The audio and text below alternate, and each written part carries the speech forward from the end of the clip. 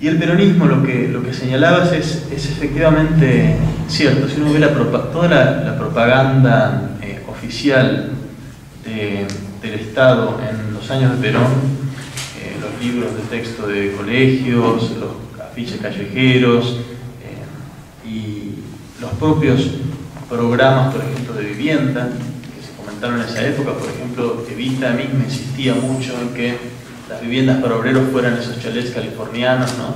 Que de algún modo daban la impresión de ser como las viviendas propias de la gente de recursos un poco mayores. Hay en el discurso oficial peronista, efectivamente hay, digamos, una utilización de las imágenes positivas de la clase media en el sentido de aspiración de vida o modelo de vida. El peronismo, bueno, no necesito decírselos, es un movimiento bastante contradictorio en muchos sentidos, pero me parece a mí que una parte crucial de esa contradicción es que en verdad surgió como un movimiento del encuentro impensado, no buscado y de hecho incómodo entre un movimiento social auténticamente plebeyo y un líder como era Perón, que no tenía intenciones de ser representante de las clases plebeyas particularmente. Perón en el año 44-45 hizo esfuerzos denodados por ganar el apoyo de empresarios, de la clase media. Perón mismo en el año 44, esto es algo bastante olvidado, realizó grandes actos públicos explícitamente dirigidos a la clase media, tratando de ganársela. Trató, ustedes saben, de ganarse el apoyo de la Unión Cívica Radical también y no lo consiguió, y verdaderamente quedó como representante de los trabajadores solamente porque no le quedó ningún otro apoyo social, digamos. Él más bien, en su idea original, aspiraba a ser una especie de componedor de los diversos intereses que existían en la sociedad, más que el representante de una clase en particular.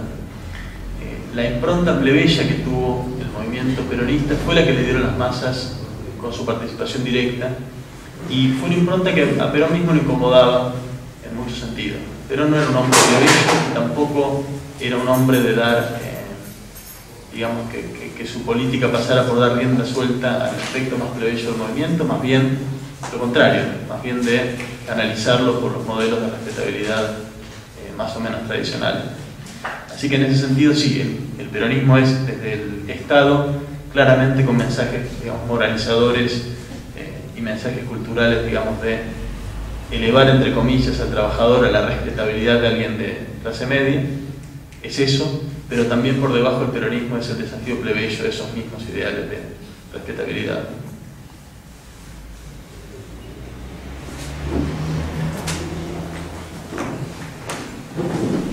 Tenemos dos preguntas.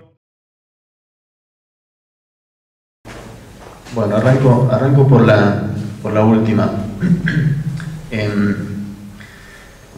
Supongo que la respuesta más sencilla es tratar de quitarnos la obviedad de la idea de que existe la clase media de la cabeza, ¿no?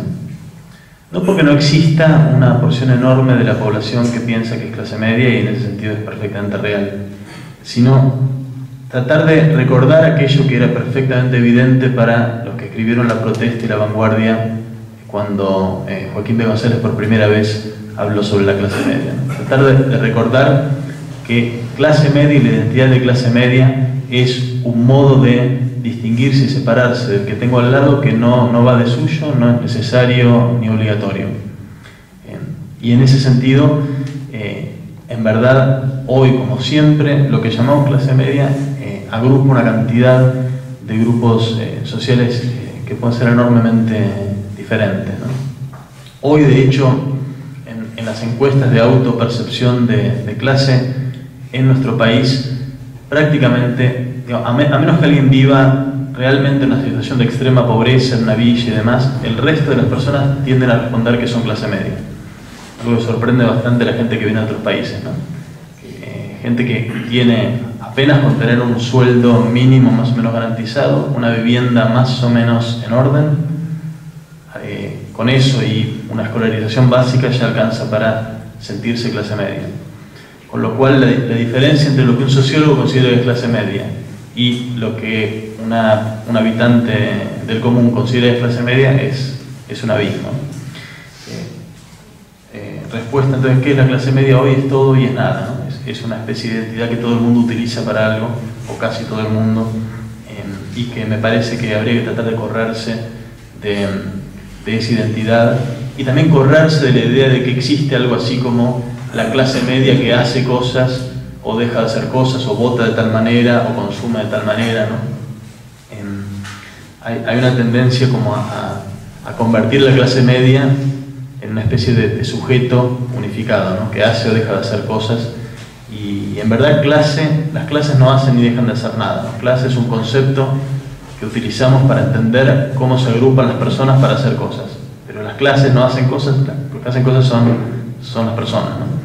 En ese sentido, de tratar de correrse de la idea de que existe una clase media que actúa o deja de actuar de tal o cual manera. La segunda parte de tu pregunta, si están desdibujándose las diferencias entre las clases,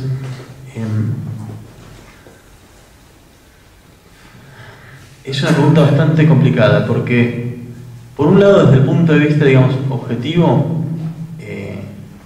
es cada vez más evidente que lo que podríamos llamar la clase dominante acumula cada vez más no solo riqueza, sino resortes básicos para controlar la vida de los demás. En ese punto, ahí no se desdibuja, en esa definición de clase no se desdibuja nada, está, por lo menos para mí, perfectamente claro que hay un grupo de la población que claramente aprovecha las mayores ventajas de la vida social y condiciona la vida de todos los demás. En ese punto la línea me parece más bien más clara, pero es cierto que de allí para abajo el modo en que se dividían y separaban las clases está dibujándose de alguna manera. Un poco por esto comentaba recién, ¿no? Si ahora todo el mundo es clase media, ya un poco pierde sentido clase media como forma de distinción respecto de una clase trabajadora que, cuando uno va a preguntarle, bueno, muchos de ellos se consideran trabajadores y clase media, ¿no? Y también por el hecho de que, y esto es algo que pasó en los años 90, viene habiendo cambios culturales muy importantes. Hasta los años 90, por ejemplo, parte central de las distinciones de clase tenía que ver con, digamos, por decirlo de alguna manera, cuánto uno era capaz de civilizar sus conductas, ¿no? De ser una persona capaz de mostrarse como alguien cultivado, no solo con cultura, digamos, libresca, sino cultivado en sus modales, sus maneras y demás. Eso como forma de distinguirse de la clase baja, la que se supone que es como más bruta o ruda y demás, ¿no? En los años 90 hubo una inversión de esto muy notoria, que es todo un desafío político también, que es lo que algunos estudiosos del tema llaman la plebeyización de la cultura de masas en Argentina, ¿no? Figura, digamos, paradigmática de esto Tinelli. De pronto, en la cultura de masas, las personas que no son de ningún modo plebeyas, en el caso de una persona inmensamente rica, adoptan, sin embargo, juegan con modos de presentarse públicamente propios de la clase baja, ¿no? El modo de hablar, la futbolización de la cultura argentina, el modo, por ejemplo, de dirigirse a las mujeres, la irrupción incluso en fiestas de la clase alta de la cumbia, e incluso de la cumbia villera como algo, digamos, utilizado para celebraciones de clases altas. Esto sucedió en los 90 y demás.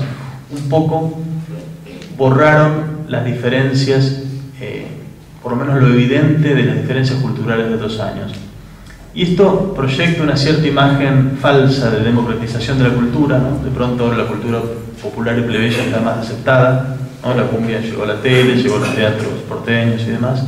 Crea una falsa idea de democratización, pero que en verdad oculta, me parece a mí, el hecho de la distinción de clases más brutal que sigue existiendo por detrás de esa apariencia democratizadora, ¿no?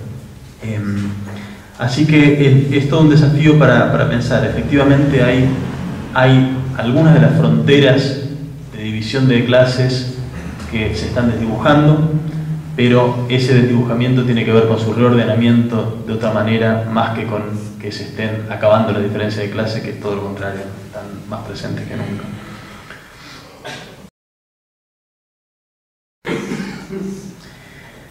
¿Qué es lo que está cambiando en la clase media y en estos años? Bueno, están cambiando muchas cosas. Recién comenté una de ellas, uno de los aspectos. Infinidad de cosas. Menciono una que me interesa particularmente, que es lo que hablé hace un rato de la superposición que hay en la cultura argentina entre diferencias de clase y diferencias étnico-raciales, ¿no? La idea de que se presupone que alguien de clase media es blanco europeo, alguien de clase baja es un negro, ¿no? Y con toda la carga valorativa que ello incluye, ¿no? Esta idea que forma parte de una narrativa nacional, de la historia nacional, que supone o imagina que Argentina es un país europeo, a diferencia del resto de Latinoamérica, que sería un continente mestizado, ¿no? Esa especie de orgullo blanco europeo propio de la cultura dominante en Argentina. Es muy interesante que viene habiendo cada vez más dudas, ansiedades y cuestionamientos en este sentido, ¿no? Es decir, cada vez resulta menos obvio y evidente que seamos un país blanco y europeo. Y hay en la cultura cotidiana muchos signos de esto. Creo que quizás el signo más espectacular en los últimos tiempos es el modo en que el Estado Nacional celebró el Bicentenario, ¿no? El hecho de que deliberadamente, por ejemplo, hayan hecho un casting de chicas con rasgos amerindios o mestizados para que representen el personaje que volaba en la grúa representando a la Argentina, y la presencia muy visible que se dio a los pueblos originarios y a los afro-argentinos en la celebración. Ahí, digamos, si uno imaginara a una persona del centenario del que gobernaba entonces viendo la celebración, se tiraría de los pelos y no entendería qué pasó en ese sentido. Y me parece que en eso hay un trabajo, digamos, un trabajo de la historia, un trabajo constante de erosión de esos mitos nacionales que tienen que ver con la presencia insistente de lo plebeyo, de lo mestizo, de lo aborigen en la vida nacional, y eso de alguna manera se termina manifestando, y los discursos del poder tienen que hacer algo con eso. Lo que han hecho con esta celebración del Bicentenario y visibilizarlo, hacerlo visible de alguna manera. Uno después puede discutir si esa visibilización está en función de qué o qué representa, pero de hecho es signo de que hay dudas respecto de este orgullo blanco y europeo del argentino, y eso es un signo promisorio, me parece, ¿no? Esta es una de las varias cosas que me parece que están cambiando. Junto con esto, la persistencia del orgullo de clase media en su sentido más craso, racista y antiplebeyo, ¿no? Que eso también basta mantener una conversación en la calle para darse cuenta. Si no se han dado cuenta, los invito a charlar con cualquier persona de familia y quedaría patente muy rápidamente.